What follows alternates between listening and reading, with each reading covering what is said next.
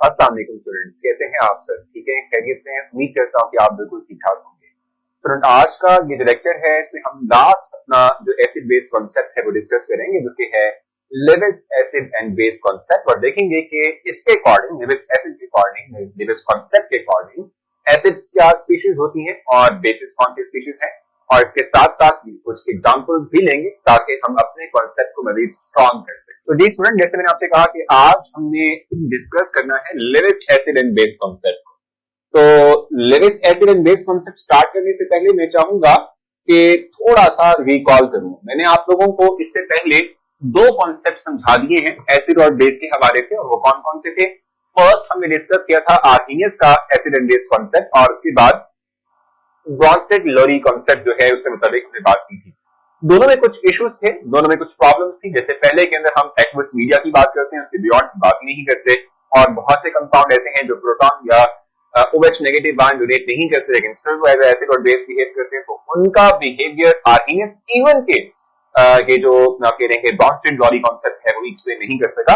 तो Levi's concept हमने फिर डिवाइस किया, जिसके थ्रू हम उन तमाम कंपाउंड्स को भी जस्टिफाई करते हैं, उनकी नेचर को भी एक्सप्लेन करते हैं कि जो पहले नहीं हो सके। तो लेविस कॉन्सेप्ट की बात जहां तक है, साइंटिस्ट हैं ये भी G.N. Levi's.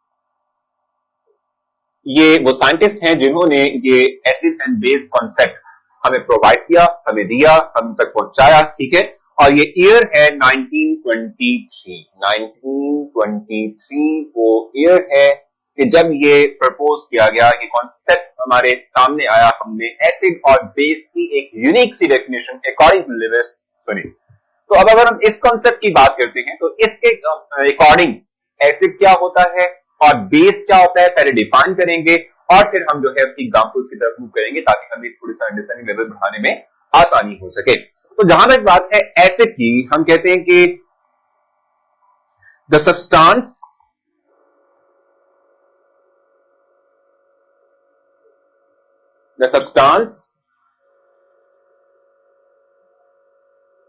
ions or molecules which can donate a pair of electron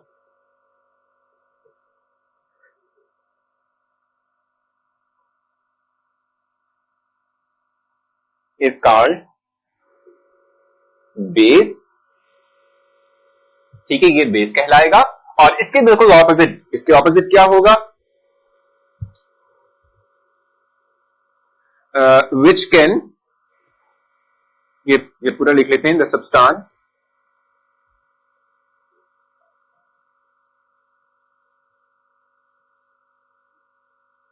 ions or molecules which can accept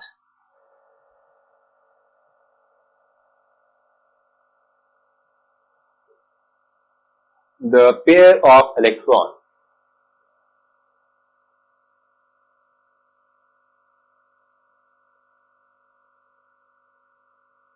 is called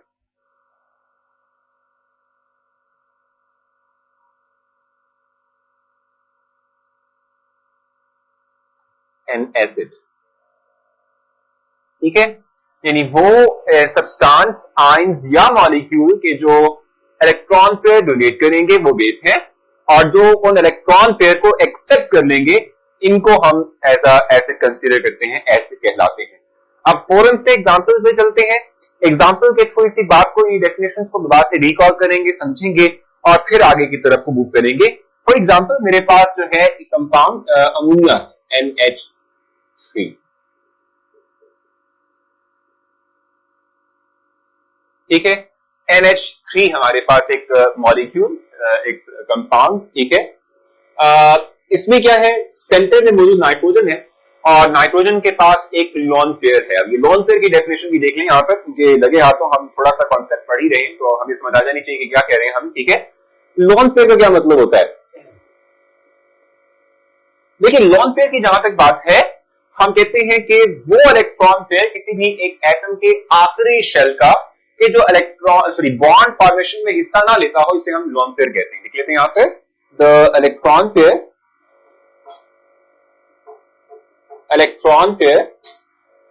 inside outermost shell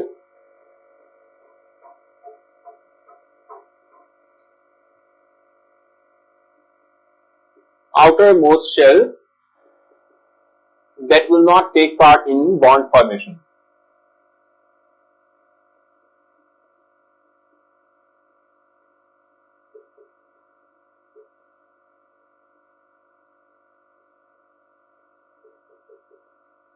bond formation, ठीक है, यानी कि आखिरी शेल के वो इलेक्ट्रॉन के जो बॉन्ड फॉर्मेशन में हिस्सा ना लेते हो इन्हें हम लोन पेयर कहते हैं। जैसे कि अब मैंने अमोनिया की बात की, देखिए नाइट्रोजन की एग्जांपल भी ले लेते हैं। नाइट्रोजन का एटॉमिक नंबर 7 है। अगर आप इसकी इलेक्ट्रॉनिक कॉन्फ़िगरेशन उठा के देखें तो इसकी इलेक्ट्रॉनिक कॉन्फ़िगरेशन में देखेंगे आप पहले शेल में 2 इलेक्ट्रॉन, दूसरे शेल में हमारे पास कितने होंगे भी 5 इलेक्ट्रॉन होंगे। अब आप जानते हैं, आपने जो है अंडरस्टैंड किया, आपने समझा हुआ है, पढ़ा हुआ है कि जब भी हम किसी एक एटम की बात करते हैं तो एटम के आखिरी शेल अगर जो 8 इलेक्ट्रॉन पूरे करता है रखता है, जिसे ऑक्टेट रूल कहते हैं, अगर उसका पूरा है स्टेबल होगा। लेकिन चूंकि इसके आखिरी शेल में 5 इलेक्ट्रॉन है, 8 पूरा हिस्सा नहीं है, इट मींस के इसको बॉन्ड बनाने पड़ेंगे ताकि ये अपना ऑक्टेट कंप्लीट कर सके। तो इन 5 में से ये 3 का इस्तेमाल करता है बॉन्ड फॉर्मेशन के लिए और 2 इसके एज इट इज रहेगा, ठीक है। 5 में से ये 3 का इस्तेमाल करेगा। देखें ना, ये इस नाइट्रोजन में एक इलेक्ट्रॉन ये वाला, एक इलेक्ट्रॉन ये वाला और एक इलेक्ट्रॉन ये है, ये 3 इलेक्ट्रॉन हो गए। 4 5 5 इसके आउटर मोस्ट शेल के मैंने दिखा दिया आप लोगों को। ये इलेक्ट्रॉन इसने इस हाइड्रोजन से शेयर किया हुआ है, ये इलेक्ट्रॉन इसने इस हाइड्रोजन से शेयर किया हुआ है, ये इलेक्ट्रॉन इसने इस हाइड्रोजन से शेयर किया हुआ है। तो 2 2 4 2 6 और 2 8 इलेक्ट्रॉन अब इसके पूरे हो चुके हैं। अब ये स्टेबल है, ठीक है। लेकिन आप देखें स्टिल इसके पास 2 इलेक्ट्रॉन ऐसे हैं आखिरी शेल में जो ये बॉन्ड फॉर्मेशन में कंट्रीब्यूट नहीं कर पा रहा, ठीक है। इसको हम लोन पेयर कहते हैं। तो लोन पेयर की डेफिनेशन आपने याद रखनी है कि वो इलेक्ट्रॉन पे किसी आखिरी शेल का कि जिसकी कंट्रीब्यूशन जो है जो बॉन्ड फॉर्मेशन में हिस्सा नहीं लेता, इसे हम लोन पेयर कहते हैं। आई थिंक सो ये पॉइंट क्लियर हुआ होगा, ठीक है। तो आगे चलेंगे हम। यहां तक हमने देखा लोन पेयर क्या होता है और उससे मुतालिक इंफॉर्मेशन दे दी, ठीक है। अब देखो मैंने आपको बताया कि एटम्स बॉन्ड बनाते हैं कि आखिरी शेल में 8 का हिस्सा पूरा कर दे, ठीक है। But still we have some compounds के जिनमें सेंट्रल एटम जो है वो कंप्लीट बॉन्ड बनाने के बावजूद भी इलेक्ट्रॉन डेफिशिएंट होता है, जिसके अंदर इलेक्ट्रॉन पूरे नहीं होते। जैसे कि फॉर एग्जांपल BF3 है। मैं सारी रीजंस आपको प्रोवाइड कर रहा हूं। अब ये रीजंस आपको याद रहनी चाहिए क्योंकि ये बड़ी इंपॉर्टेंट है। बेशक चाहे हमारे टॉपिक के अंदर इतनी डेप्थ नहीं है, हमें इतनी जरूरत नहीं है कॉन्सेप्ट की, लेकिन फिर भी देखें मैं आपको हमेशा ये बात बताऊंगा, बताता भी रहूंगा, आइंदा भी बताता रहूंगा, बताता भी रहा हूं कि देखिए जब आप बात करते हैं 9th 10th की और फिर उससे आगे की आप सोच रखते हैं कि मैंने FSC करनी है। देखिए ये डिफरेंट स्टेजेस है ना हमारी, फर्स्ट क्लास, सेकंड, फिर थर्ड, फिर फोर्थ, फिर फिफ्थ, इस तरह से आगे हम चलते हैं, स्टेजेस जो है आगे चलती रहती है। तो ये जो क्लासेस की डिवीजन है ना हमारी, ठीक है, ये बेसिक तौर पे आपकी नॉलेज बेस्ड है कि आपने फिफ्थ क्लास पढ़ ली, मींस कि आपने फिफ्थ तक का नॉलेज गेन कर लिया। नाउ यू हैव नॉलेज, आपके पास पर्सनल जो है ग्रूमिंग हो चुकी है, अब आप अपने नेक्स्ट लेवल पे जा सकते हैं। अगर हमने 9th लेवल की जो 10th लेवल की केमिस्ट्री है उसके कॉन्सेप्ट अगर हमने नहीं सीखे थे, हमें नहीं पता कि ये क्या चीजें, ठीक है, तो फिर हम इस अहल नहीं है कि हम FSC में बैठे। लेकिन ये जरूर है हम जानते हैं अपने सिस्टम को कि रट्टा लगा के हम आगे चले जाते, ये नहीं होना चाहिए। हमें चीजों को समझना चाहिए, सीखना चाहिए। तो देखें ये चीजें अगरचा आपकी बुक में उस तरह से एक्सप्लेन नहीं है कि मैं फिर भी चाहूंगा, कोशिश करूंगा कि आप लोगों को एक्सप्लेन करूं, हर एक चीज बताऊं ताकि आप लोगों को इल्म होना चाहिए। जब आप इस बेस पे FSC जाएंगे तो आपको बहुत कुछ पहले से ही आता होगा। तो BF3 की बात कर लेते हैं। अब बोरॉन की बात करें ना, बोरॉन का एटॉमिक नंबर 5 होता है, ठीक है। इसके पहले शेल में 2 इलेक्ट्रॉन होते हैं, दूसरे शेल में 3 इलेक्ट्रॉन होते हैं। अब ये क्या है देखो जरा, इसने अपना ऑक्टेट कंप्लीट करना है, 8 का हिस्सा पूरा करना है। तो ये 8 का हिस्सा पूरा हो नहीं सकता, क्यों? क्योंकि अगर ये 3 इलेक्ट्रॉन अपने इस्तेमाल कर भी लेता है, ठीक है, तो इन 3 इलेक्ट्रॉन से क्या करेगा, ये 3 बॉन्ड बना देगा, जैसे कि बनाए भी में। तो आप देखें 2 2 4 और 2 6 इलेक्ट्रॉन आ रहे हैं, 6 इलेक्ट्रॉन, इट कैरीज 6 इलेक्ट्रॉन। तो 8 तो पूरा नहीं हुआ, मींस के बोरॉन स्टिल इलेक्ट्रॉन रिक्वायर करता है, इलेक्ट्रॉन डेफिशिएंट स्पीशीज। तो होगा ये कि ये फिर नाइट्रोजन अपने लोन पेयर को दे देगा बोरॉन, ठीक है। और इससे क्या होगा, you will get final product, और वो क्या बनेगा भी हमारे पास, वो कुछ इस तरह का कंपाउंड।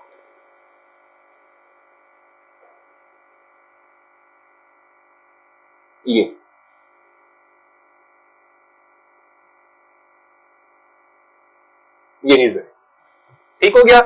ये फाइनल प्रोडक्ट है और अब इसमें आप देखें कि ये वो सब्सटेंस है जो इलेक्ट्रॉन पर डोनेट कर रहा है। और आप जानते हैं अकॉर्डिंग टू डेफिनेशन आपने कहा था कि वो सब्सटेंस, वो आयन या वो मॉलिक्यूल जो इलेक्ट्रॉन पर डोनेट करेगा उसे हम बेस कहते हैं।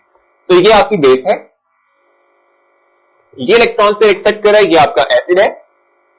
और एसिड और बेस के मिल जाने के बाद फाइनल जो चीज आपकी बनी है वो है एडक्ट। ये है फाइनल आपका प्रोडक्ट जिसको हम क्या कहते हैं, एडक्ट कहते हैं। ये एडक्ट है, एडिशनल प्रोडक्ट है जिसको हम डेवलप कर रहे हैं आफ्टर द प्रोसेस। ठीक है, सो बेस वो स्पीशीज जो इलेक्ट्रॉन पे डोनेट करे, एसिड वो स्पीशीज इलेक्ट्रॉन पे एक्सेप्ट करे, इन दोनों से जो बनने वाला प्रोडक्ट वो विल बी एडक्ट। ठीक है, और ये हम कह सकते हैं कि जो हमारा प्रोडक्ट बनेगा, अगर हमारे पास जो इनिशियल तौर पे रेक्टिंग स्पीशीज यानी जो इलेक्ट्रॉन पे डोनेट और एक्सेप्ट कर दी, अगर वो न्यूट्रल है तो न्यूट्रल बनेगा। अगर इनमें कोई आयन हुआ तो फाइनल एडक्ट भी बनेगा, दैट विल बी आयनिक, यानी को चार्ज कैरी करेगा। ठीक है, एक और एग्जांपल मैं दूंगा आप लोगों को, फिर हम आगे की तरफ मूव करेंगे। जैसे कि मैंने अभी आपको बताया कि हमारे पास अमोनिया है NH3, और मैंने आपको बताया कि नाइट्रोजन जो है वो एक एक्स्ट्रा इलेक्ट्रॉन पेयर ले रहा है, रखे हुए है, जो कि बॉन्ड फॉर्मेशन में हिस्सा नहीं लेता, जिसको हम लोन पेयर कह रहे हैं। ठीक है, अब आप जानते हैं कि हाइड्रोजन की बात करें, हाइड्रोजन का एटॉमिक नंबर 1 होता है। अगर 1 एटॉमिक नंबर है मींस इसके पास सिर्फ एक इलेक्ट्रॉन होगा। अगर ये एक इलेक्ट्रॉन भी डोनेट कर दे तो इसके ऊपर चार्ज रहेगा H पॉजिटिव, और पॉजिटिव साइन के साथ अगर आप देखेंगे तो प्रोटॉन, यानी कि इसमें कोई इलेक्ट्रॉन नहीं है। ठीक है, आपसे ये बात कह रहा हूं कि ये मेरे पास न्यूक्लियस और ये जो है शेल है हाइड्रोजन का, इसमें सिर्फ एक इलेक्ट्रॉन होता है। अगर ये एक इलेक्ट्रॉन भी डोनेट कर दे तो ये क्या बन जाएगा, पॉजिटिव चार्ज। तो अब ये हमारे पास H पॉजिटिव, इसके पास कोई इलेक्ट्रॉन नहीं है, नीड्स टू इलेक्ट्रॉन। ठीक है, ताकि इसका डुप्लेट कंप्लीट हो सके। तो फिर क्या होगा, ये इलेक्ट्रॉन पेयर लेगा, और कहां से लेगा, अमोनिया लेगा, अपना लोन पेयर प्रोवाइड करेगा, तो ये डोनेट हो जाएगा। फाइनली हमारे पास एक एडिशनल प्रोडक्ट जिसको हम एडक्ट कह रहे थे वो बनेगा, और वो क्या बनेगा वो देख लीजिएगा, ये है। ठीक है, और इस पे पॉजिटिव चार्ज आएगा। मैंने आपसे कहा था कि अगर जो इलेक्ट्रॉन पे डोनेटिंग या एक्सेप्टिंग स्पीशीज में से कोई चार्ज हो तो जो चार्ज इन पर होगा वही चार्ज आपको रिफ्लेक्ट होगा एडक्ट के अंदर। तो ये आपका एडक्ट है, क्योंकि ये इलेक्ट्रॉन पे एक्सेप्ट कर रहा है, तो ये एसिड होगा, ये एडक्ट है, और ये आपका बेस कहलाए। समझ आ गई आप लोगों को, होपफुली समझ आ गई होगी। और दूसरा ये कि ये भी याद रखना आपने, ये जो इलेक्ट्रॉन पे डोनेटिंग स्पीशीज को कहते हैं डोनर, ये डोनर है, ये एक्सेप्टर है। जी, तो ये एक्सेप्टर है, और मैंने आपको बताया था कि इलेक्ट्रॉन की जहां तक डोनेशन की बात है डोनर से एक्सेप्टर की तरफ को, इसके लिए हम सिंबॉलिक वे यूज करते हैं एरो। और एरो जो है उसमें ये टेल है इसकी, ये हेड है इसका। तो टेल सॉरी जो एरो है उसका जो हेड होता है वो टुवर्ड्स एक्सेप्टर होता है, और जो टेल होती है वो डोनर से हम रिफ्लेक्ट करते हैं, डोनर की तरफ को रखते हैं। ठीक है, सो ये हमारे पास बेसिक तौर पे Lewis and acid base concept था, जिसमें कि हमने देखा कि वो स्पीशीज जो इलेक्ट्रॉन पे डोनेट कर सकती होंगी वो डोनर भी हैं और एसिड भी हैं, क्योंकि बेस हैं। ठीक है, और वो स्पीशीज की जो इलेक्ट्रॉन पे एक्सेप्ट कर सकती हैं वो एक्सेप्टर भी कहलाती हैं, और साथ में हम इसको एसिड भी कहते हैं। तो होपफुली आपको ये तमाम पॉइंट्स समझ आ चुके होंगे। नेक्स्ट सेक्शन में मुलाकात होगी, तब तक के लिए अपना ख्याल रखें। अल्लाह हाफिज़।